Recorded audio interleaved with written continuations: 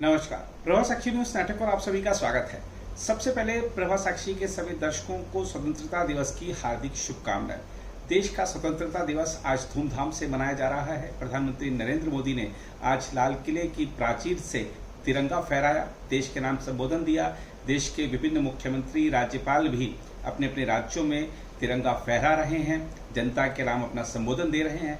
जहां तक प्रधानमंत्री नरेंद्र मोदी के संबोधन की बात है तो आज उन्होंने कई चीजें स्पष्ट कर दी हैं। विकसित भारत का संकल्प देश को दिलाया है और बताया है कि कैसे उनकी सरकार विभिन्न योजनाओं के माध्यम से नागरिकों का जीवन बदल रही है। प्रधानमंत्री ने दिवाली पर डबल गिफ्ट का वादा भी किया है। प्रधानमंत्री ने कहा है कि नेक्स्ट जनरेशन जो जीएसटी रिफॉर्म्स है वो आने वाले हैं, टैक्सों में कटौती होगी, लोगों को राहत मिलेगी। और ये भी प्रधानमंत्री ने बताया कि कैसे उनकी सरकार ने एक रिकॉर्ड बनाया था इस बार का जब आम बजट आया था कि 12 लाख तक की आय पर कोई टैक्स नहीं लगेगा।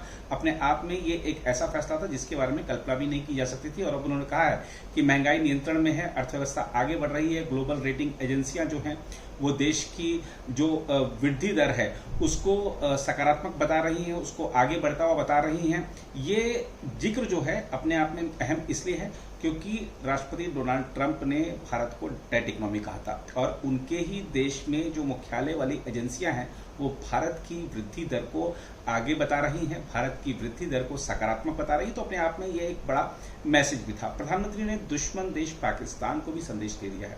लाल किले की प्राचीर से प्रधानमंत्री ने कहा है कि ऑपरेशन सिंदूर ने नए प्रतिमान गढ़ दिए हैं और जिस तरीके से हमने इस बार सबक सिखाया है पाकिस्तान को और उनके आतंकवादियों को और उनके आकाओं को एक जो मैसेज दिया है वो ये है कि हम घर में घुसकर मारते हैं और हम आतंकवादियों और उनके आकाओं या उनको समर्थन देने वालों में कोई भेद नहीं करेंगे, मारेंगे, अगर हमको कोई छेड़ेगा तो छोड़ेंगे नहीं। ये एक बार फिर से प्रधानमंत्री ने लाल किले की प्राचीर से स्पष्ट किया है।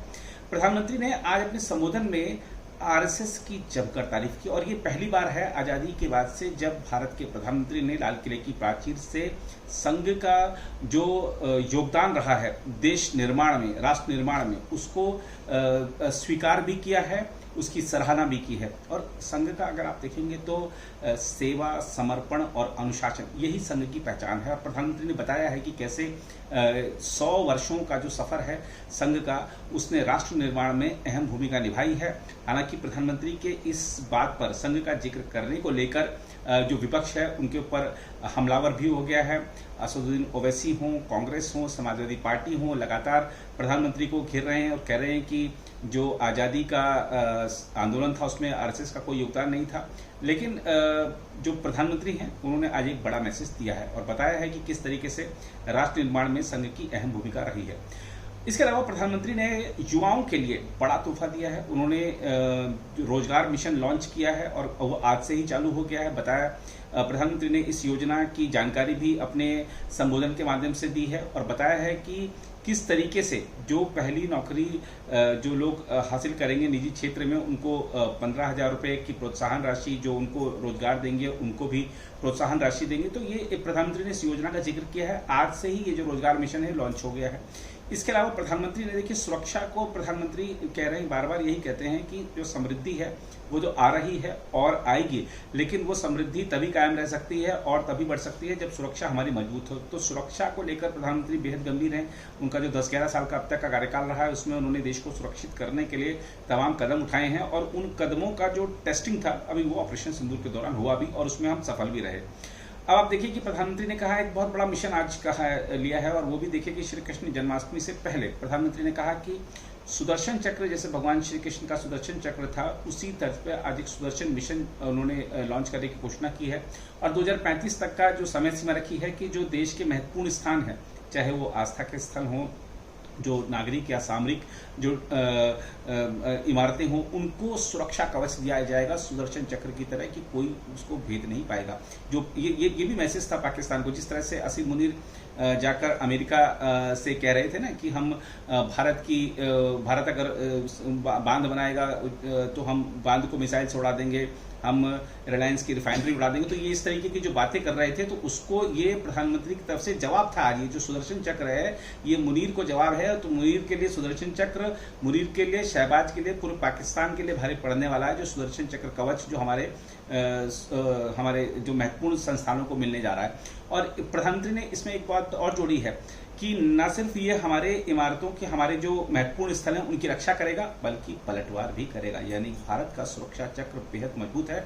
और तमाम जो रक्षा विशेषज्ञ हैं देश दुनिया के, वो मान चुके हैं, इस बात को स्वीकार कर चुके हैं, इस पर मुहर लगा चुके हैं कि भारत ने ऑपरेशन सिंदूर के दौरान जो अपनी रक्षात्मक शक्ति का प्रदर्शन किया वो अद्भुत था। उसमें कई विश्व रिकॉर्ड भी बने, खासतौर पर 300 किलोमीटर की जो मारक क्षमता वाली हमारी मिसाइल ने पाकिस्तान के में जाकर विध्वंस मचाया। तो ये दिखाता है कि भारत किस तरीके से आगे बढ़े। इसको लेकर प्रधानमंत्री ने आज एक विजन पेश किया है, तमाम योजनाओं का जिक्र किया है जो अभी भी चल रही हैं, जो आने वाली हैं, कि किस तरीके से। खासतौर पर अगर हम देखें तो आज प्रधानमंत्री ने अमेरिकी राष्ट्रपति डोनाल्ड ट्रंप का नाम तो नहीं लिया, लेकिन जिस तरह से टैरिफ वार उन्होंने चला रखी है, उस टैरिफ वार में भारत अपने हितों से, अपने किसानों के, अपने पशुपालकों के, अपने मछुआरों के हितों से कतई समझौता नहीं करेगा। ये प्रधानमंत्री ने एक बार फिर साफ कर दिया है। प्रधानमंत्री ने कहा है कि मोदी दीवार बनकर खड़ा रहेगा, अपने किसानों का, पशुपालकों का, मछुआरों का अहित नहीं होने देगा, कोई समझौता ऐसा नहीं होने देंगे प्रधानमंत्री जो हमारे मछुआरों का अहित करता हो, जो हमारे किसानों का अहित करता हो, जो हमारे पशुपालकों का हित करता हो। तो ये दिखाता है कि जो अमेरिका बार बार भारत पर दबाव डाल रहा है, भारत समझौता नहीं करेगा ऐसा कोई भी, जो कि और भारत की तो जो अर्थव्यवस्था है वही कृषि आधारित है। जो कृषि है, पशुपालन है, जो मछुआरे हैं वो हमारी अर्थव्यवस्था का अहम हिस्सा हैं। तो प्रधानमंत्री ने साफ कर दिया कि उनके हितों से कोई समझौता नहीं किया जाएगा, चाहे उसकी कीमत कुछ भी क्यों ना चुकानी पड़े। और देश को आत्मनिर्भरता की राह पर आगे बढ़ाने के लिए प्रधानमंत्री ने एक बार फिर से लोगों को संकल्प दिलाया है कि लोकल फॉर वोकल ये सिर्फ नारा नहीं, इसको एक अभियान बनाना है। और प्रधानमंत्री ने कहा है कि हमें जो अपने उत्पाद हैं वो वैश्विक मानकों, वैश्विक गुणवत्ता वाले बनाने हैं। और उन्होंने कहा है, जो एक बड़ी बात कही है कि जो दाम कम हो और हमारे उत्पाद में दम हो। तो ये बहुत महत्वपूर्ण बात है जो उन्होंने कही है। तो ये दिखाता है कि आत्मनिर्भरता की राह पर, विकसित भारत बनने की राह पर किस तरीके से देश आगे बढ़े, इसको लेकर प्रधानमंत्री ने आज अपने संबोधन में बड़ी बातें कही हैं। आतंकवाद को लेकर और जो उग्रवाद को लेकर उन्होंने बताया कि किस तरीके से उनके नेतृत्व वाली सरकार इसको खत्म करने के लिए, इस समस्या को खत्म करने के लिए लगातार प्रयासरत है। प्रधानमंत्री ने हमारे सुरक्षा बलों का शुक्रिया अदा किया और युवाओं को लेकर जो उनका विजन है कि हर युवा के हाथ में रोजगार हो, हर महिला जो है वो अधिकार संपन्न हो, हर महिला जो है उसको सरकारी योजनाओं का लाभ मिले। महिला सशक्तिकरण सिर्फ एक कागजों में लिखे जाने वाला कुछ एक उक्ति नहीं हो, उसका हकीकत बने, धरातल पर उतरे वो चीज़। तो उन्होंने बताया कि किस तरीके से चाहे लखपति दीदी योजना हो, चाहे अन्य योजनाएं हैं, उनका लाभ महिलाओं को मिल रहा है। और आज लाल किले में जो कार्यक्रम, जो समारोह का आयोजन हुआ, वहां पर लखपति दीदी कई आई भी थी, उन्होंने प्रधानमंत्री का जिक्र भी किया। तो बताया कि किस तरीके से महिला सशक्तिकरण की दिशा में काम चल रहे हैं।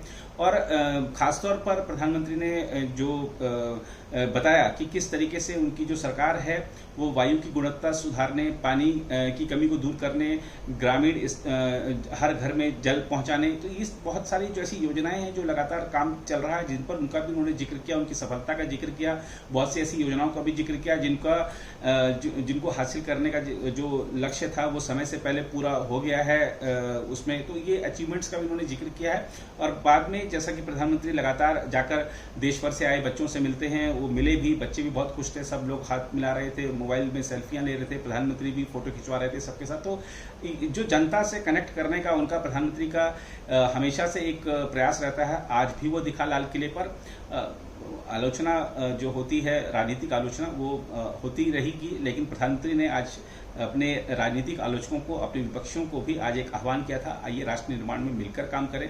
देखना होगा कि ये लोग, जो विपक्ष के लोग हैं, वो मिलकर आते हैं या नहीं आते हैं। और सबसे बड़ी बात प्रधानमंत्री के संबोधन में आज जो उभर कर आई है वो ये है हालांकि उन्होंने एसआईआर का नाम नहीं लिया। जो एसआईआर की प्रक्रिया चल रही है बिहार में, मतदाता पुनरीक्षण का सूची का पुनरीक्षण का कार्य चल रहा है, उसको लेकर जो विवाद कर रहा है विपक्ष, जो संसद नहीं चलने दे रहा है, प्रधानमंत्री ने सीधा तो उस पर हमला नहीं किया, उस मुद्दे पर हमला नहीं किया विपक्ष पे, लेकिन कहा कि जो घुसपैठिए हैं आज वो भारत के लिए एक बड़ी समस्या बन चुके हैं, डेमोग्राफी बिगाड़ने की कोशिश चल रही है, इसको हम सफल नहीं होने देंगे।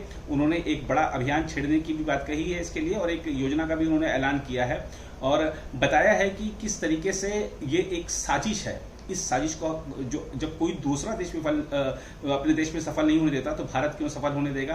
भारत भी घुसपैठियों को बाहर करेगा, और घुसपैठियों को बाहर करके, क्योंकि ये हमारे जो भारतीय हैं उनके हक पर एक तो उनका हक मार रहे हैं, दूसरा यहाँ पर जो कानून व्यवस्था से जुड़ी समस्याएं पैदा कर रहे हैं। तो तमाम इस मुद्दे को लेकर प्रधानमंत्री ने एसआईआर को लेकर भी एक अप्रत्यक्ष रूप से आज बात कह दी है। तो तमाम जो राजनीतिक मुद्दे या जो सामाजिक मुद्दे इस समय देश में चल रहे हैं, आज प्रधानमंत्री ने सब कुछ हुआ है। प्रधानमंत्री ने आज एक रिकॉर्ड भी बना दिया है। उनका जो पिछला रिकॉर्ड था पिछले साल का 98 मिनट का भाषण दिया उन्होंने, इस बार उसको क्रॉस कर गए हैं। तो ये दिखाता है कि प्रधानमंत्री ने आज के संबोधन में सभी पहलुओं को छू लिया है। कोई कह नहीं सकता कि प्रधानमंत्री ने उस मुद्दे पे नहीं बोला, उस मुद्दे पे नहीं बोला। हाँ, आज ये जरूर बोल रहे हैं कि आपने उस पर क्यों बोल दिया, मतलब आरएसएस पर क्यों बोल दिया, तो मतलब एक्स्ट्रा क्यों बोल गए आप, ये बात जरूर कह रहे हैं। आज कोई ये नहीं कह रहा है कि आपने वो मुद्दा छोड़ दिया, मुद्दे छोड़ दिया, बोले सब पर आज प्रधानमंत्री, और सब पर जो राय स्पष्ट कर दी। और आज प्रधानमंत्री का जो आत्मविश्वास था, जिस तरीके से उन्होंने अगले 10 साल का या 2047 तक का जो संकल्प लिया है, जो उस समय की योजनाएं गिनाई, वो दिखाता है कि प्रधानमंत्री को विश्वास है कि जनता उनके साथ है, वो आगे भी काम करते रहेंगे, आगे भी लाल किले की प्राचीर से देश को संबोधित करते रहेंगे। फिलहाल इस रिपोर्ट में इतना ही। बाकी देश की नई खबरों के लिए बने रहिए प्रभा साक्षी के साथ।